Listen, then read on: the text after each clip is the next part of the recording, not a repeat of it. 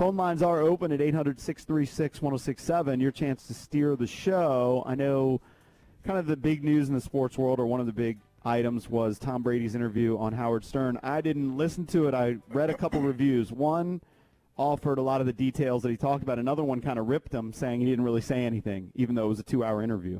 I was surprised. Are you talking about the SB Nation article? I don't even remember what it was. The SB Nation article was unfair. I didn't think it was a fair criticism of Brady. I'm no big Brady fan, but they wanted him to take some big stance on Kaepernick or something.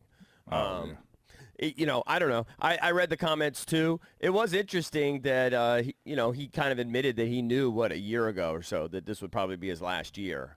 And they also asked him about your legacy, and he talked about how he didn't give a crap about legacy, but that if you're asking him, does he think that he'll be successful without Belichick? He says yes. He says, do I think I'd win 6 championships without him? No, but I don't think he would have won 6 championships without me either, which is totally fair.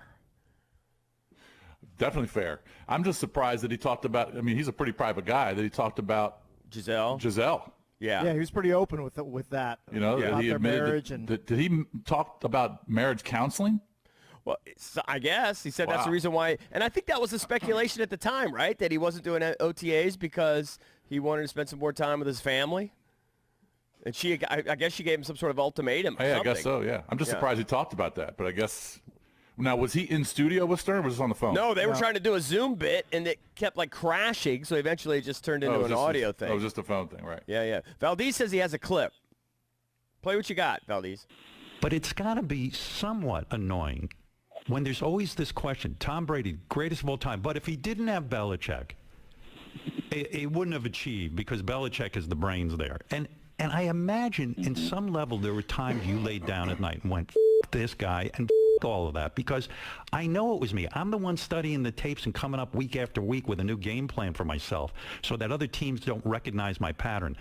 It wasn't Belichick. In your legacy, does that go through your head?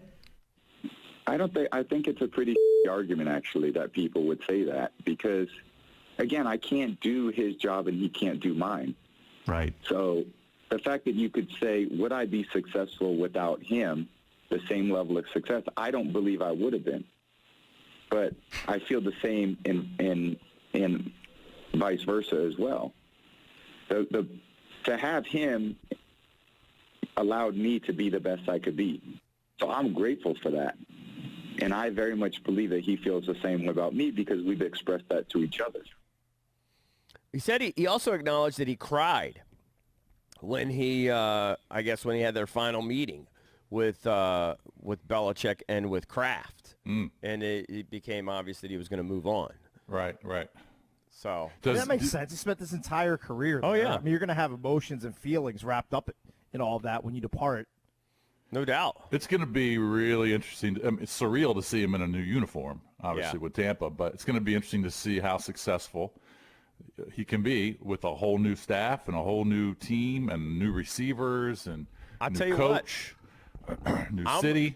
I'm going to root for him now. I never cared about him before. I didn't care about him at all. Zero. Right. But I love underdogs, and I like old farts. So he's now an old fart underdog, and I'm definitely going to root for him.